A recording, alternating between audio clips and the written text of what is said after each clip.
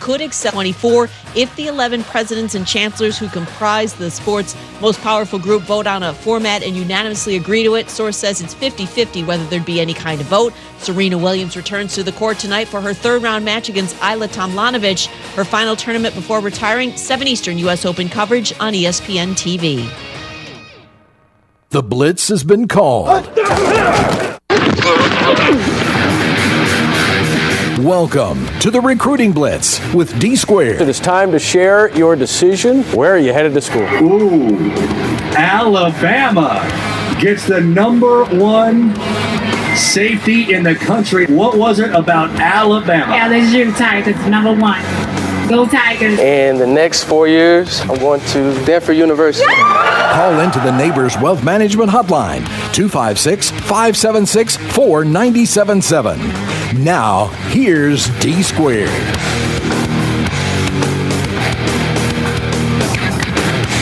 Welcome, everyone, as we are winding down week 5 of the Recruiting Blitz with D Squared on Blitz Sports Radio. Hard to believe we've already 5 weeks in. It's been a cavalcade of stars that have joined us. We've been very fortunate to have some outstanding guests on our program, but we're breaching new territory with this show yet again, as we're going to have our first in-studio guest today that'll be with us for the entire hour from 9 to 10 a.m.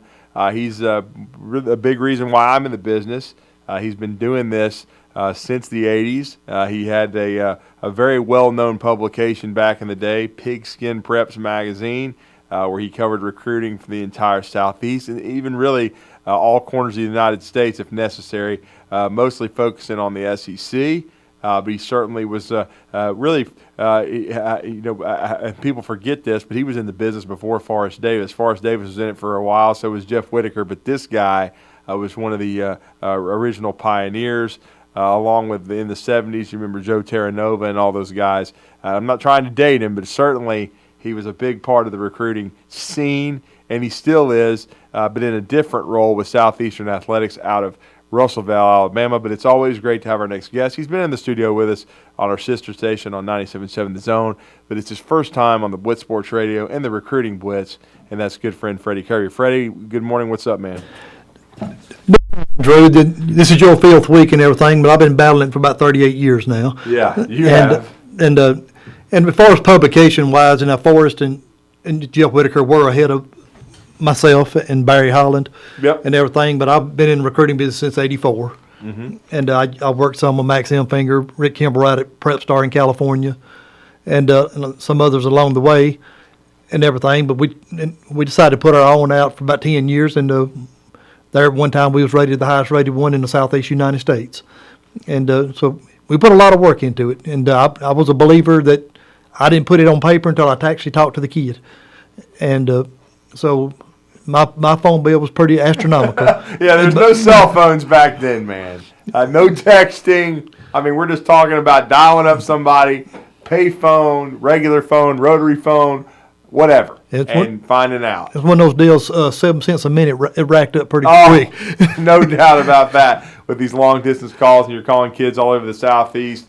No question about that. And talk about it, too, the way the recruiting industry has changed. It's interesting because it kind of irritates me, though. I was just today, On3Sports.com has done a great job of growing. And, they've they're within their first year, but they're even doing this stuff like I saw Sean Spence, defensive line coach, co-DC of Florida, and he's the National Recruiter of the Month. I don't understand this stuff. I know they got a lot of verbal commitments, but some of these dudes may not even sign. So to me, I don't understand why you have National Recruiters of the Month. I understand maybe having a National Recruiter of the Year, but if you do that, I mean, that's at the end of the process, because to me, you have to wait and see who signs on the dotted line, especially, Freddie, in this era where it's changed so much even in the last 2 years because of NIL and because of the transfer portal. But to me, National Recruiter of the Month is taking it a little far. I agree 100%. And the only reason you do stuff like that right there is trying to get a leg up on something you think nobody else is doing. Right. Or you're trying to promote somebody that's tipping you. Well, and we've seen that. But at the end of the year, I could actually see this coach signed this many kids out of his primary territory. I can see coach of the year, stuff like that at that point, but not at this stage of the game. Yeah, no question. I agree with that. And but it's a very, very big year in the state of Alabama. It's probably one of the biggest years I've ever seen since I've been in the recruiting business and everything. And Friday night is a night to go out and watch a lot of these kids play.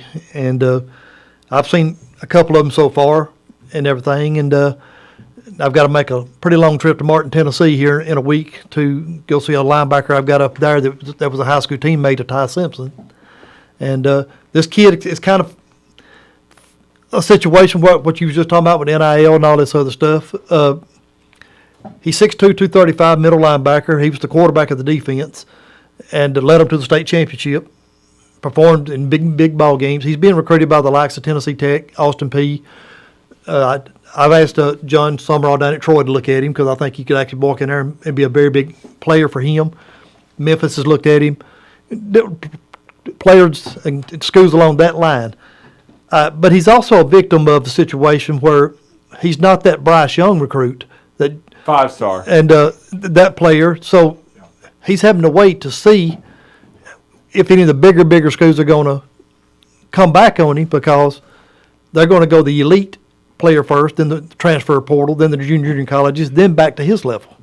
And then it's a wait and see game, and it's always a little nerve wracking on a player that I think could walk in and play at some of these major Power 5 schools. Yeah, no doubt. There's no doubt that there's some guys, that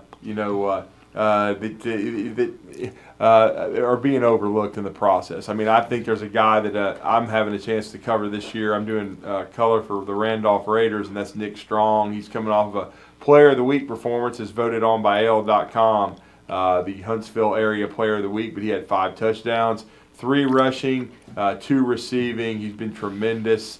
And so, I mean, just a great football player, no question about it. And I'm really looking forward to continuing to watch him develop. But I think he's been a victim of that. Like 2 years ago, he had a verbal offer from Tennessee, but we know that staff has been dismissed.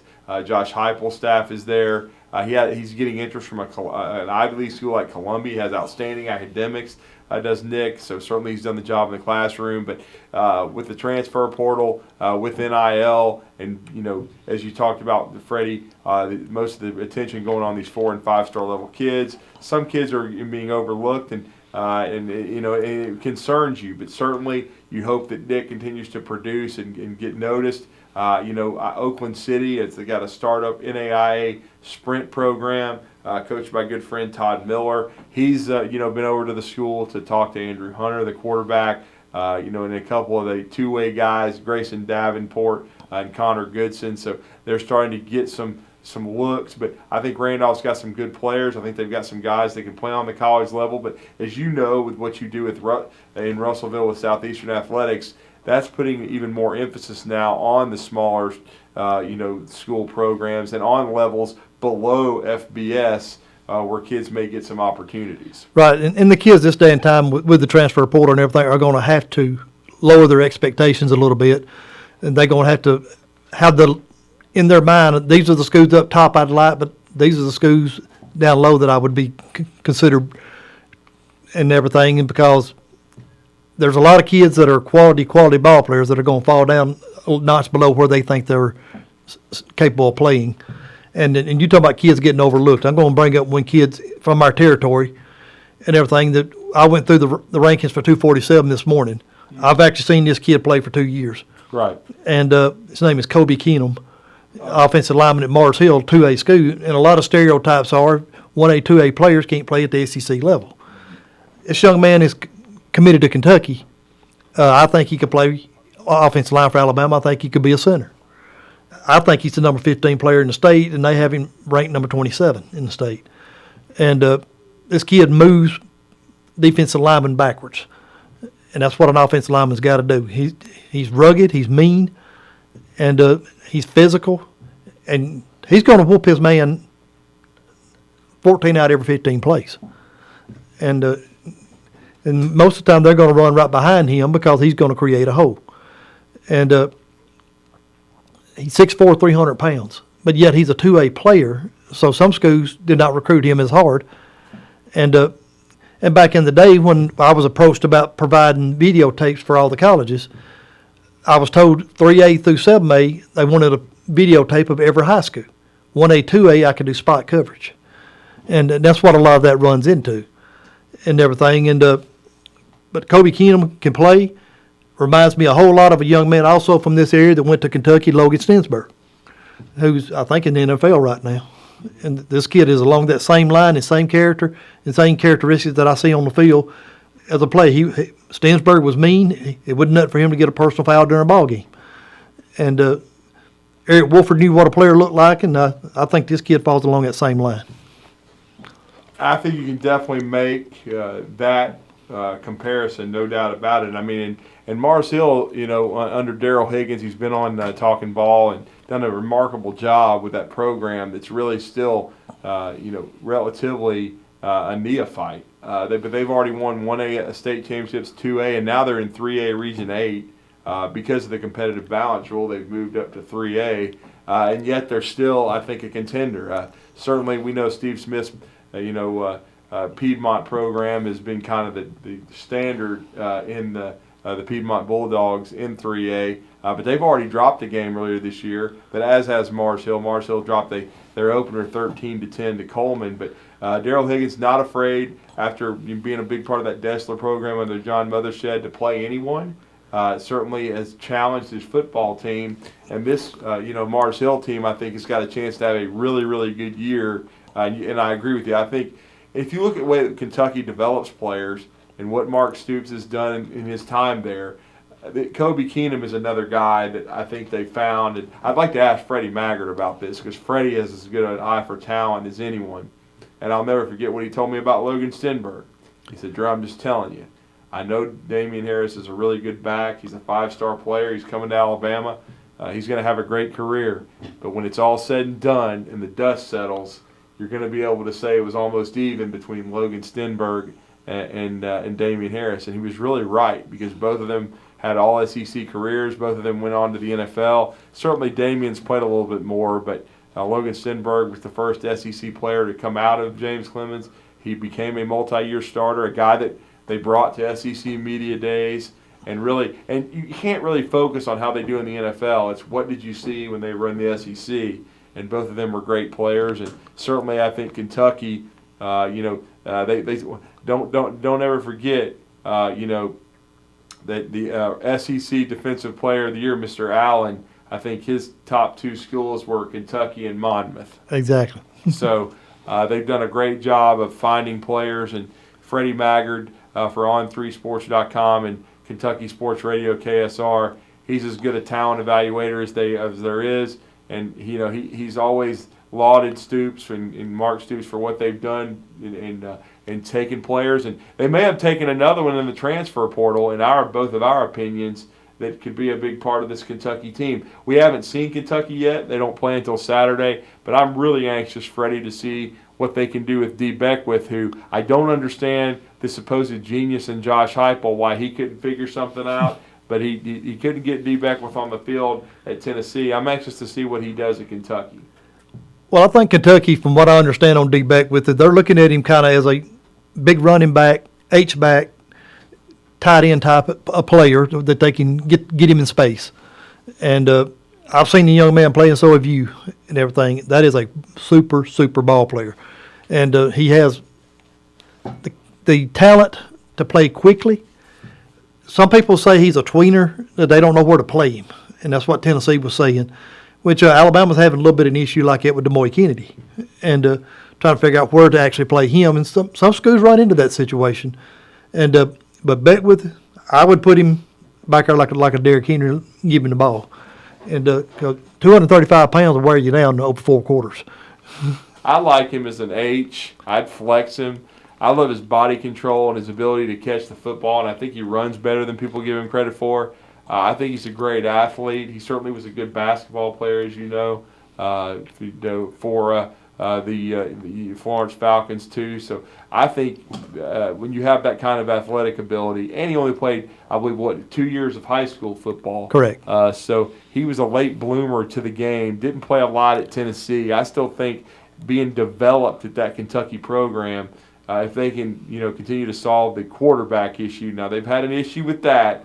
We'll see if Will Levis can be this big-time guy. He was good last year, not great. He has no Wan'Dale Robinson, has two good young receivers. And you and I both know how good one of the freshmen is, Barry and Brown from Pearl Cone High School in Nashville. We went to see him against what turned out to be a state championship team from Tullahoma in Tennessee last year over there with the Pearl Cone coming over there and making a road trip. But Barry and Brown, Freddie, I don't think there's any doubt he's got a chance to be special.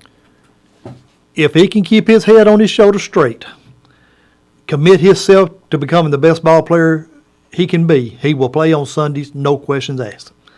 And that kid has elite talent. He has David Palmer-like moves. He's built along the lines of Devontae Smith. And he's got speed. He's got hands. He can catch it in traffic as well as anybody I've ever seen play in person. It reminds me of a young man named Dante Hickey that I covered in state championship game one year against Brentwood Academy. He was out of Cleveland High School, who beat Brentwood that day for the state championship. Yeah. To this day, is the greatest athlete I've ever seen play in person. But he never played college ball because he never could pass. And you run into a lot of those situations, off the field stuff. And but Barry and Brown has that kind of talent, and he will play on Sunday one day if he keeps his head straight. No question about it. In our second segment, we're going to kind of talk about this 2023 class in the state of Alabama. Now, Freddie, we've had some, and you were a big part of covering it back in '91. I remember how ballyhooed that class was, that graduated in the spring of '91 going into that fall. Part of that class was some cat named Deuce, David Palmer, who, still pound for pound is the greatest football player I've ever seen put on an Alabama uniform. But there was guys like Damian Jeffries in that class. Yep. It was a great in-state class. And then 2008 kind of defined the Nick Saban era with Julio Jones, Mark Barron, and guys like that. And we're going to talk about this 2023 class, which, as you just kind of mentioned earlier in our segment, is a loaded group. Yeah, and you talk about David Deuce Palmer, that player that can play today, right? And we've had anybody wants my blood pressure to go through the roof. Let's try to say David Palmer can't play today. There are morons out there that try to say that the Deuce couldn't play today. Because either they watched them when they were kids and didn't know what the hell they were watching, or they've seen it on YouTube and don't know, just can't tell a talent when they see one. But pound for pound, a dude that could play every offensive position but O-line, only because he was 5'8" and about 165 pounds soaking wet, but is electric a performer and had the best hand-eye coordination, and not to mention elusiveness, lateral quickness, and I'll be honest, they use this term now, but you're talking about a dog. David Palmer was a dog. He was a competitor. And there was nobody in my mind, pound for pound, as good as this cat. He was the first Wildcat quarterback. Everybody talks about this Wildcat stuff. He was the first dude. He was a stud in every sense of the word. Anybody, whether it's on Tiger Insider, I don't care, on AL.com, anybody that says David Palmer couldn't play today, give yourself a lobotomy. You're a moron, and you don't know football at all. You're stupid, and you don't even deserve to watch it. Well, all I can tell you, back in the running days, where you only had two receivers, he was a superstar. You put him in the spread offense, and who's going to guard him? And because when Dennis Green drafted him in the second round, he thought he got the 2 number 1 picks, is the way he told everybody. And injuries and everything kept him from being the superstar he would have been in the NFL. But there wouldn't been nobody stop him today. He would have been a Heisman Trophy winner, hands down. He finished third in 2000. Dadgummit, I got 2000 on my brain. In 1993, he finished third. I mean, if he comes back in 94, Alabama wins the national championship probably. They beat the Gators, and he may have won the Heisman. He told me that on Talking Ball. That's his biggest regret, is I should have come back to finish my career, and Alabama could have won a second national championship. And George T. put it as perfect as it could be at a speaking engagement recently. He was asked that question about David Palmer. And he said, he started laughing when people asked him, could he play today? He said, he actually made that statement that you just made. He said, have y'all ever watched football? And he said, I want to tell you how good David was. He said, our 92 defense was the best it's ever been. He said, it was David's birthday, and the defense made a decision we was going to give him a whooping. He said, we was in the indoor facility. He said, we chased him for 35 minutes and ain't touched him yet. And that's the greatest defense that ever was. It's still the greatest Alabama defense I've ever seen. And I don't mean any disrespect to Nick Saban and what he's accomplished. And we haven't even seen this defense has got a chance to be special for Alabama starting on Saturday night when they eviscerate Utah State. But I just, that 92 defense is still my favorite that I've ever seen. It was a dominant unit. It didn't have a great offense in front of it. And he didn't even have David Palmer for the majority of that season, for at least close to half of it, because of some off-the-field issues he had. But David Palmer was special. There's no doubt in my mind. I've never seen one like him before or since. And that defense was generational. I mean, you want to talk about Georgia's defense last year, and Georgia had a great defense, but they won 92s. Georgia didn't go undefeated. They got torched by Alabama. The Great Wall crumbled in the SEC championship game. And quite frankly, the Great Wall was still losing in the fourth quarter until finally their offense woke up. But again, I'm just telling you, while the Georgia defense was great, there's no question about it, it's far from the greatest I've ever seen, and it's not even as good as Alabama's 2017 defense, 2016 defense, or 2011 defense, and probably not even 2009. So Georgia fans can prop it up all they want and try to act like they're the greatest defense of all time. That's about as smart as Tim Blundo trying to say that the 2011 LSU Tigers were going to be the greatest team in SEC history until Mark Barron, Courtney Upshaw, and those guys dropped an anvil on their heads. But again, it's neither here nor there. But we're going to go on a break here on the Recruiting Blitz on Blitz Sports Radio, and we're going to talk some 2023 in-state recruiting and some Bama recruiting next with Freddie Kirby of Southeastern Athletics here on Blitz Sports Radio with D Squared on the Recruiting Blitz here on this Friday. Are you tired of chasing a roofing contractor to show up on time or even show up at all? I'm Sam Fleming with Fleming Roofing and Restoration. Our motto at Fleming Roofing is we show up. Our goal at Fleming Roofing is to provide the reliable customer service that you deserve, and we have the resources to meet all of your roofing needs: residential, commercial, industrial, replacement, or repairs. We are manufacturer certified for roof coatings, single-ply membranes, and asphalt shingles. Whenever you need a roofing professional you can count on, call Fleming Roofing and Restoration. We are committed to finding the solution that meets your needs. We don't have quotas or heavy-handed sales tactics. Fleming Roofing, we have expert experience. We show up. Free estimates, residential, commercial, industrial, replacement, or repairs. Check us out at FlemingHSV.com. FlemingHSV.com. When you need a quick response, it's Fleming Roofing and Restoration. We show up. Tom Luganbill here for my friends at Woody Anderson Ford. Bobby White and his team take great pride in their service department, and you can see it the moment you walk into those beautiful new service lanes. And just like a championship team, they all work together to make sure your experience is second to none, whether you drive a Ford or not. Also, check out the gold certified pre-owned inventory at Woody Anderson Ford for great deals every day. Stop by and see them at Jordan and Sparkman or at Woody Anderson of Madison on Hughes Road, or visit WoodyAndersonFord.com. This is Wes Neighbors with Philip with Eagle Insulation, and we have an announcement to make.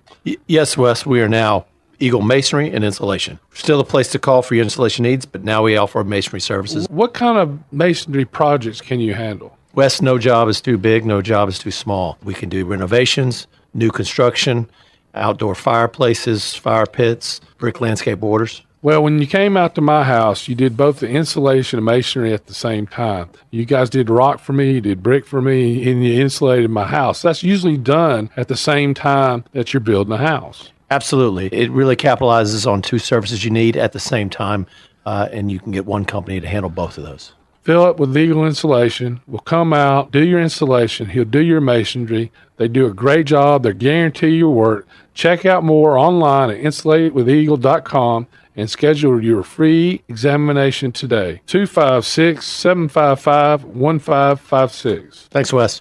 Here's Bobby White from Woody Anderson Ford on their service department. President's Award winner 2 years in a row. That's only given to the top 10% of Ford dealers in customer satisfaction. So we're very proud of the service department. And our body shop. If you happen to get into an accident, which not a lot of people just want to go down and see a body shop, but if you get into an accident, award-winning body shop. We have state-of-the-art paint booths back there. They're waterborne paints that we use, friendly for the environment. We've got our production system, the way things are in and out. We have the fastest cycle rate in town of getting your vehicle in, getting your vehicle out, and assured that it's fixed right. We take pictures before it's wrecked, and not only after, but we take it as we're putting the parts on. All done to above industry standards. So I'm proud of our body shop too. Don't forget our parts department. So you don't have to need parts, performance parts, or just parts if you're a weekend mechanic. Woody Anderson Ford, located at the corner of Jordan and Sparkman, as well as Hughes Road and Madison. You can also check out the great deals at WoodyAndersonFord.com.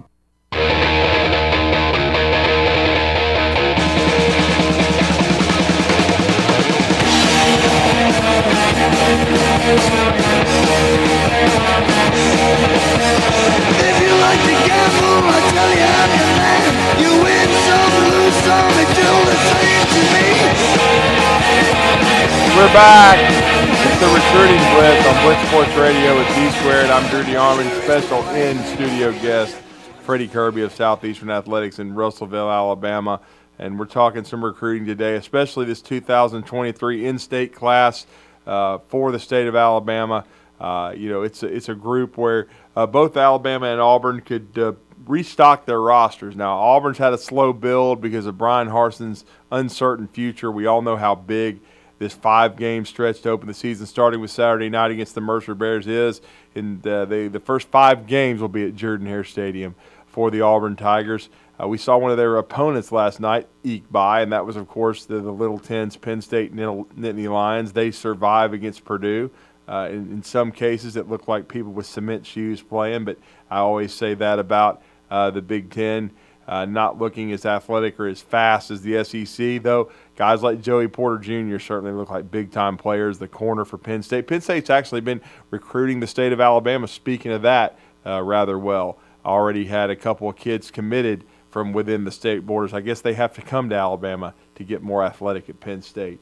But Freddie, as we talked about in our previous segment, this 2023 class, I know you've been doing this in 38 years, but how does this 2023 class on paper to start this high school football season, it's hard to believe we're already going to be into week 3, but this senior class, how does it rate with some of the others you've been able to cover? This is head and shoulders the deepest Alabama class I've ever dealt with. And because the years that we had Julio and all those and everything, yep. There was about 15 really, really quality players in the state, and there was about 10 more that could play mid-level Division I and down.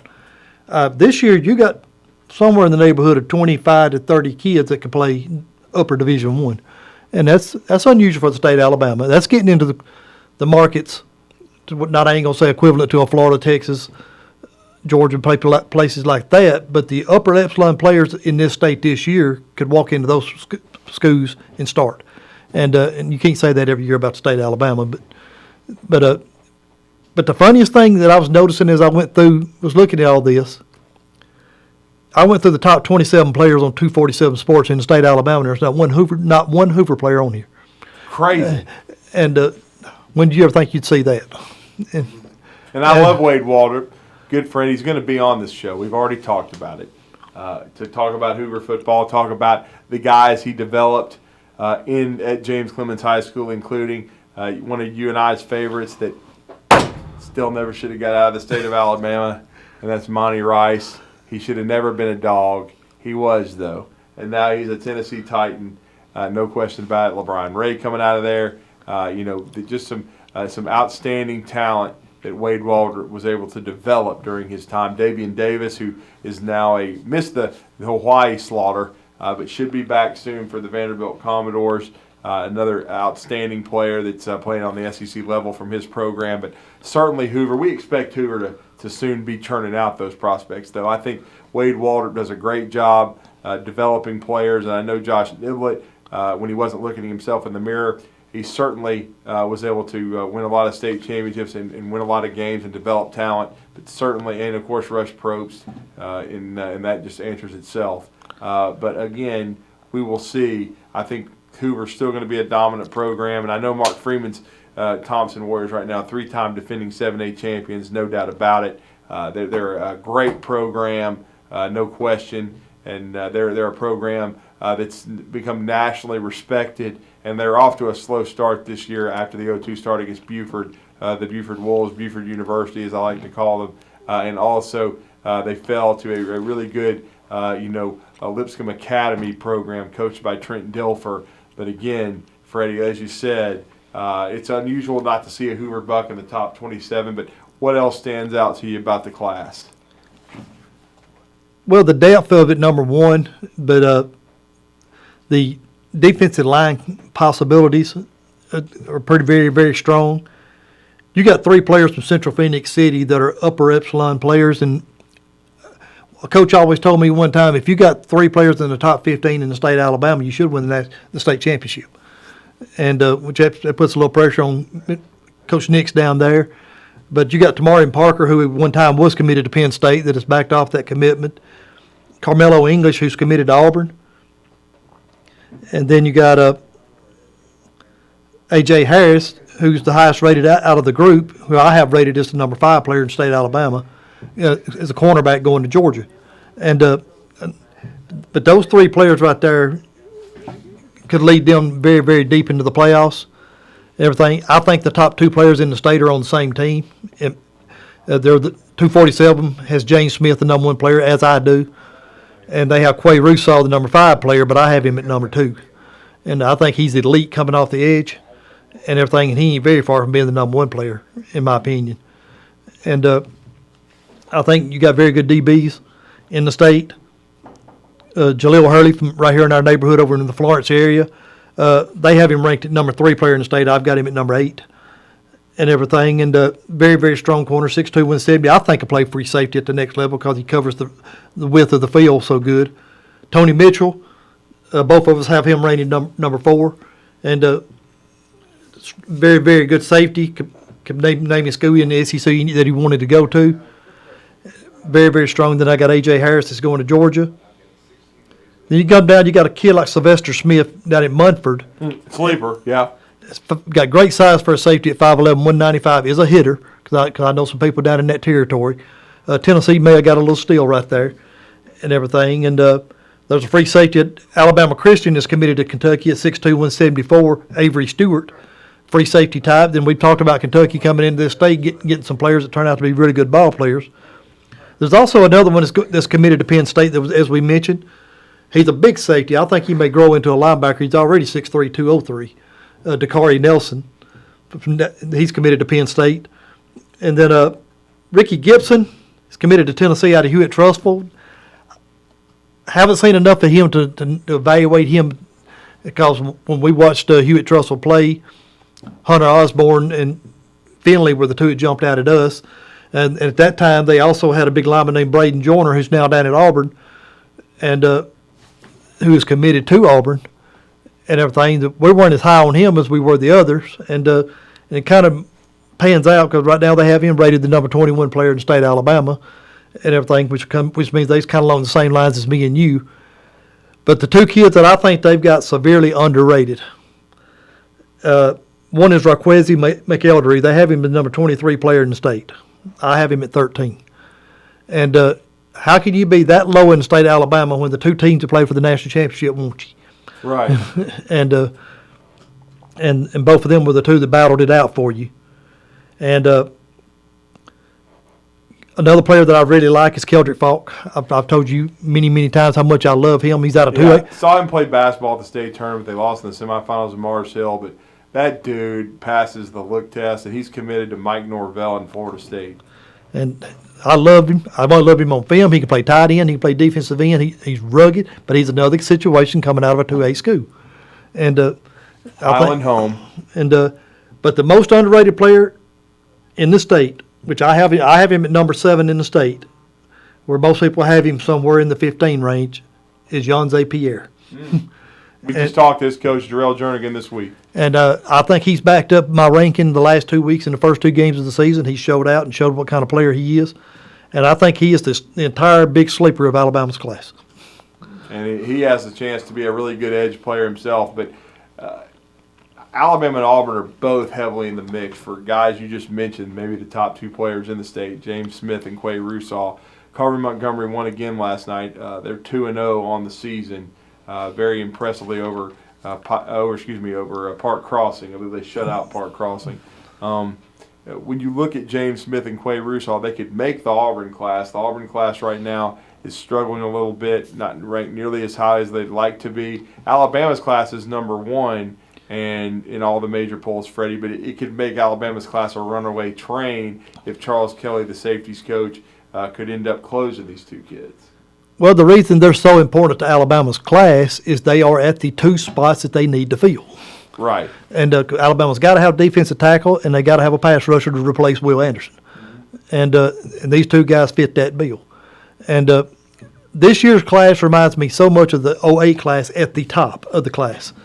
And my rankings were severely different than a lot of people's were back then. And I was told that year that I need to get out of recruiting, that I'd lost my track, that I was getting dementia and everything else, because consensus that year, Julio Jones was the number 1 player in the state. Right. And Burton Scott was number 2 in everybody's eye, and Tyler Love number 3. And but when I came out with my rankings with Pigskin Preps, my number 2, I got so much criticism that I was told to get out of the business. On the air, on the radio, by more than one person. And my number 2 player was Marcel Darius. Stone killer. And I had Mark Barron at 3.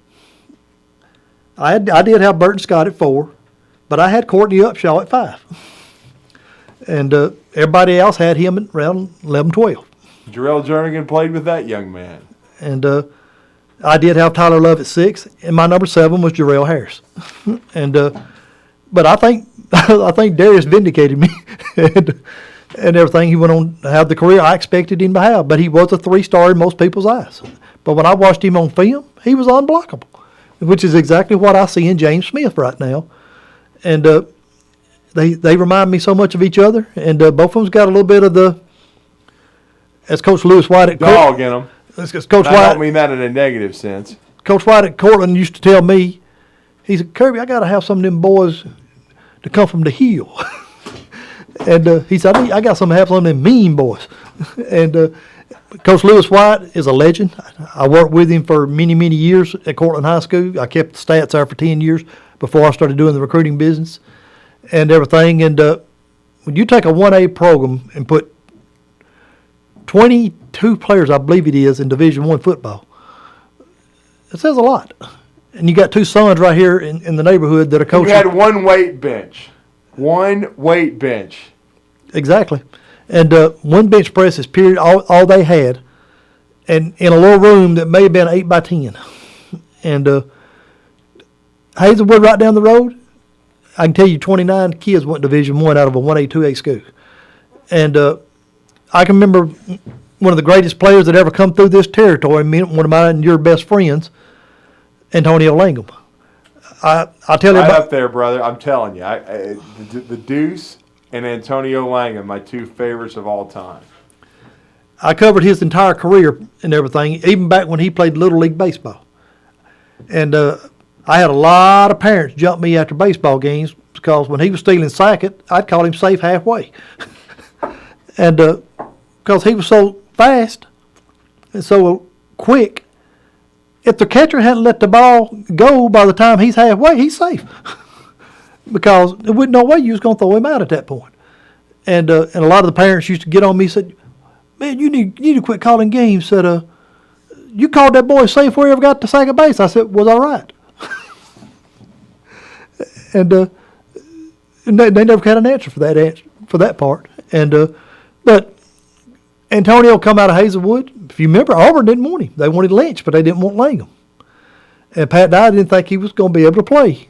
He said it'd take him 3 years to get on the field because he had pencil arms.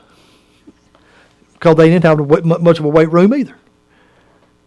But if you can't see that talent, and I wonder what Pat and I was thinking on that interception in 92 when he was intercepted and run right down the sideline past him for Alabama's first touchdown en route to the 17-0 win. I asked Langham, I said, "You say anything when you went by Dye?" He said, he just gave a big old grin. He said, as I went by, I said, "Watch now." But he come out in 1 year at Alabama. It was a total difference to look at him after he got a year in the weight room. But Ray Perkins made a statement to my boss one time that Glenn Jackson. No, to Glenn. That's what I'm saying, Glenn Jackson. I thought you said Mike. No. But I didn't say Jackson Mike. I said Glenn Jackson. He told my boss, he said, "I'd love to take the players in that 10-mile stretch of Cortland, Hazelwood, and Colbert County and play anybody in America." Because you're talking 24 state championships among 3 teams. That's crazy. Don't forget, yeah, absolutely, Colbert County. And some dude named Ozzie Newsome played there. Pretty good. Think about this, son. Ozzie Newsome was on one receiver. Thad Flanagan was on the other and played at Alabama as well. Phil Gargis was the quarterback. Yeah, Auburn. And they had a big lineman, or tight end named Ed West. And played a while in the league. And they had a running back named O.C. Jones that was better than every one of them, but never qualified to get in school. Crazy. What talent they had in that corridor in North Alabama. There's no question about that.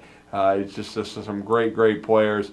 But, Freddie, I tell you what, we're going to go on our final break. When we come back, we're going to have our final segment of the Recruiting Blitz. And what we're going to ask you is, if you're Alabama, in the University of Alabama, they got the #1 class. They've already got 21 committed. What are the biggest areas? What are the positions in your mind? I've given my thoughts on this show, but what do you think Alabama's got to do to maximize this class and to finish it off and to be ultimately the #1 class? Because there's still Ohio State out there. They got some great players that they're recruiting. Clemson, they've got Peter Woods committed. Can they keep him? There's a lot Notre Dame and Marcus Freeman, and we'll ask you about Keon Keeley's position. But we're going to talk about all that when we come back on our last segment of the Blitz on Blitz Sports Radio. The Blitz has been called. TOC Sports has been there for you. Now, you're probably asking yourself, what does that mean? It means for more than 20 years, Alabama's largest orthopedic group has been there providing coverage and care to more schools and student athletes in the Tennessee Valley than any other group. It means whether you are the star football player, the all-region volleyball ace, or someone who hurt their knee in a weekend pickup basketball game, TOC Sports physicians are proud to have the opportunity to care for all your orthopedic needs. It means for parents, coaches, athletes, desk jockeys, or even weekend warriors, TOC Sports physicians continue to meet and exceed the orthopedic and sports medicine needs of our community. But most importantly, during these challenging times, we're here for you now and will continue to be here. So as long as there are players on the field, games to be played, and contests to be won, the orthopedic specialists from TOC Sports will be ready to help. We don't know what the future holds, but you can count on the TOC Sports team to stay committed to you so you can stay in the game. Call 256-539-2728 today and ask to see a TOC Sports physician. Check them out online, also Facebook, Twitter, and Instagram. No representation is made that the quality of legal services to be performed is greater than the quality of legal services performed by other lawyers. A wise man once said, "If you take care of old folks and children, everything in the middle will take care of itself." Hi, I'm Danny Aldridge, lawyer in Alabama and Tennessee. In the next 20 years, the number of those folks over 65 years of age will more than double. In our golden years, the most important goal is to be treated with dignity and have control over doing what makes you grateful with those you love. At the Aldridge Law Firm and the Legal Town Center, we're dedicated to help you with these goals, and we'll be there when life throws you those inevitable curveballs. Let us assist you with your legal needs, whatever they may be or become. You may reach us by phone at 256-534-3188 or online with Dan at danaldridgelaw.com. Just remember, we're here to help. Whether it's personal injury, wrongful death, fraud and cheat, or estate planning made complete, we're here to help. Here's Bobby White from Woody Anderson Ford on their service department. President's Award winner 2 years in a row. That's only given to the top 10% of Ford dealers in customer satisfaction. So we're very proud of the service department. And our body shop. If you happen to get into an accident, which not a lot of people just want to go down and see a body shop, but if you get into an accident, award-winning body shop. We have state-of-the-art paint booths back there. They're waterborne paints that we use, friendly for the environment. We've got our production system, the way things are in and out. We have the fastest cycle rate in town of getting your vehicle in, getting your vehicle out, and assured that it's fixed right. We take pictures before it's wrecked, and not only after, but we take it as we're putting the parts on. All done to above industry standards. So I'm proud of our body shop too. Don't forget our parts department. So if you don't happen to need parts, performance parts, or just parts if you're a weekend mechanic. Woody Anderson Ford, located at the corner of Jordan and Sparkman, as well as Hughes Road and Madison. You can also check out the great deals at WoodyAndersonFord.com. What's the matter, honey?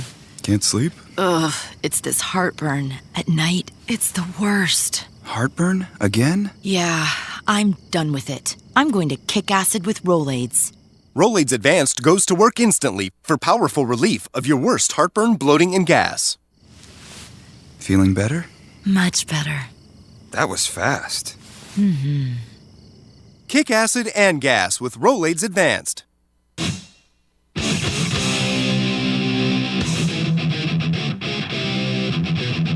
Final segment of the Blitz. Recruiting Blitz, that is, on the Blitz Sports Radio. Don't forget, later today from 2 to 4, Bailey Lowry, Smokey Mike Honcho, and, of course, Captain Cool John Abraham. They're going to have the Blitz from 2 to 4. They do Monday through Friday. We bring you the Recruiting Blitz here on Blitz Sports Radio from 9 to 10 a.m. We've had our special in-studio guest, Freddie Kirby. This will be our last segment, and if you want to join us, you can, 256-576-4977. But we're going to talk some more recruiting. We're going to get his thoughts now on this Alabama class, the Crimson Tide #1, 21 commitments. Freddie, I've said that I think Alabama is going to end up signing between 28, 29 guys, and I've given my thoughts on the needs kind of to fill it out. But where have you got the class standing, and what in your mind? Where's the number, and what do they need to do to finish it out?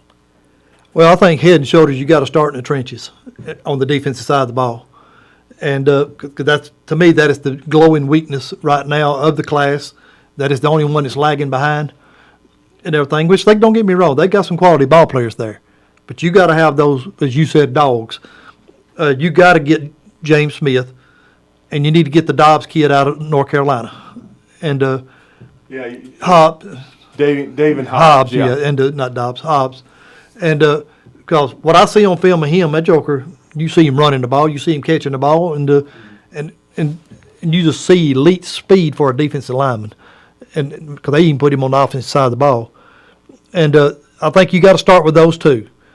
Then you got to fill it out on the edges outside them. You got to get Russaw and Keeley, and if you get those two, you got absolutely zero drop off from the two you have right now. And does that leave room for Jordan Renaud? Well, he's the next one I have down, and he's Tyler Legacy in Texas. It's Alabama and Oklahoma. Well, I think beyond a shadow of a doubt, you taking him. If you can get him, you're going to take him, and then you got to go get Suntarine Perkins away from Ole Miss, #1 player in Mississippi, because you got to have another linebacker to play inside. Carmoni McClain, I think you need one more corner. I think most people have him ranked the #1 corner in the country. And I think you're going to see him go to the offensive side of the ball and take at least one more wide receiver, whether it's the Hale kid out of Texas, the Garrett kid out of Florida, one of the two, or maybe somebody pops up we're not even aware of, kind of like a Kobe Prentice did. And but I think there's some bonus players. If they can get them, I think you will see them extend their recruiting class beyond 28. Because if they can turn Peter Woods, they're going to do that. And I think they really like the kid, the defensive rush outside linebacker Bain from down in Miami, Florida. He's a Miami legacy, but I think Alabama's right in the thick of it. And if you can get Okololo out of Massachusetts, I think you'll take another offensive lineman, because it's hard to turn down a top 20 player in the country. And I'm not giving up on Keldrick Falk. that is my dog that I like from a small school that I think is good enough to play at Alabama or Auburn, anywhere else. Of course, I know Auburn was in the running. He chose Florida State over them and everything. But I think that's the main players I see in play. But with Alabama, when you got that name, you never know who may call you up and say, would you be interested? And at that point, you make adjustments. Well, and I just I'm going to give a shout out to Hank South. He has not been a guest on the Recruiting Blitz yet, but he will be, from BamaOnline.com, recruiting reporter. He's talking about the number 1 junior college linebacker in the country, Justin Jefferson, committed, and he in his debut, Justin Jefferson ends up with 9 tackles, 1 tackle for loss, and an interception. He ran in the 4.3s, and he's originally from Memphis, Tennessee, as we all know. But he's an outstanding talent, Freddie. In someone that earned his offer from Pearl River Community College in Mississippi. But he's another one to be excited about. He's a big piece of that linebacker class. But like you said, you need to get Sunterrain Perkins. Quay Russaw would be another big piece of that puzzle. Yeah, Russaw, but I think he'll be outside as opposed to inside. And right. I think you can play both, though. Well, I agree there, but I take that, which his speed would pan out at either place and everything, but I see him as a terror coming off the edge. Keanu Coote pans out as what we all expect at Alabama. You could see Russaw move inside and everything, and because I think like a Jihad Campbell has exactly. And but Perkins, you talking about a sideline to sideline speedster at a linebacker who could actually play safety at his size and everything, which gives you a linebacker that can cover, which is always a bonus in this time and day, in the style of game play it is today. No question about it, and I can't wait to see a couple of debuts on Saturday night for Alabama. Certainly, Kobe Prentice is a guy that earned his offer from Calera High School, going to start in the slot. Had 12 catches and 2 touchdowns in the 2 scrimmages. And, of course, Freddie, we can't go a Recruiting Blitz without talking about my man Otis, Shaheem Otis from Columbia, Mississippi, guy that's lost 75 pounds and has become almost like an urban myth, almost like Terrence Cody, but a high school version when TC signed with Alabama and was on the team before the 2008 season. My man Otis. I remember the first time I ever seen him as a pitcher was in the 8th grade, standing beside Saban, and you couldn't. We got offered, in the 8th grade, yeah. You couldn't even hardly see Saban in the picture and everything. But the transformation he has made, Alabama's nutritionist, their weight program, and everything is incredible to get this young man down 70 to 75 pounds, ready to step on the field. And as Pete Golden, the defensive line coordinator, I should say, made the statement that I hope if you're going to block him with one man, good luck.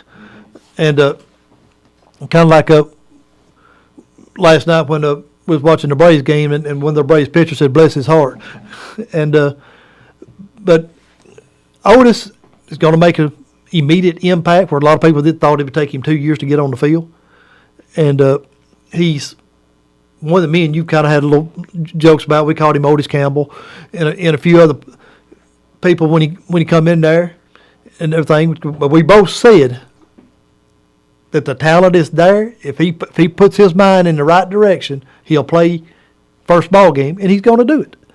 And that's a credit to him, and that's a credit to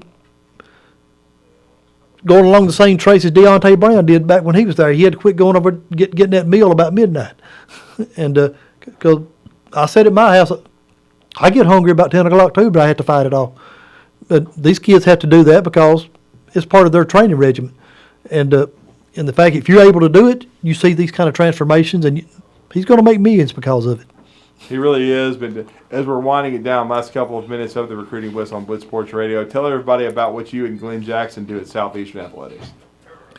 Well, we're a nationwide recruiting service, and that we go out and find players and search them out and see who we think are college material. We speak to the parents and meet up with them, and they hire a recruiting service to promote their kid in whatever sport it is, whether it be football, basketball, baseball, softball, volleyball, track. I've had one swimmer this past year for the first swimmer I've ever had. She signed at Asbury University, and she had 4 other offers. And but any sport it is, we can give you your exposure. We can get you in front of coaches. We can put your videos and profiles in the hands of coaches. But you got to make the sell on the field. Once we put the eyeballs on you, you got to prove you're good enough. Nobody can play but the player. And this is our 36th year of operation. And company-wide, we're 87% ratio. And the girls and boys that I've represented, I've had about a 97% ratio of getting them signed to a college program and everything. And we take great pride in that. We've never been sued as a company. Nobody else in the recruiting business can say that. And if you're interested in speaking to me, my phone number is 256-227-6986. I'll come evaluate you and give you my opinion. And I'm not going to oversell you. I'll tell you exactly what I see. Where are you headed tonight? You headed to a game? I'm actually going to stay home tonight because I got to go shoot a volleyball girl tomorrow in Gunnersville. But I'm going to watch the Brooks and West Morgan game tonight. Should be a great one. I think an underrated matchup. I'm going to be doing Randolph JP2, but we're going to bring you the more Recruiting Blitz on Blitz Sports Radio next week. We'll be off Monday, be back Tuesday. We're going to take Labor Day off, but don't forget the Blitz later today from 2 to 4 as we'll have our Cavalcade of Stars, Bailey Lowry, and Captain Cool John Abraham, Smokey Mike Concho. Everybody have a great weekend of college football, high school football, and we'll be back talking some recruiting with you 9 a.m. on Tuesday. Have a great weekend, everybody.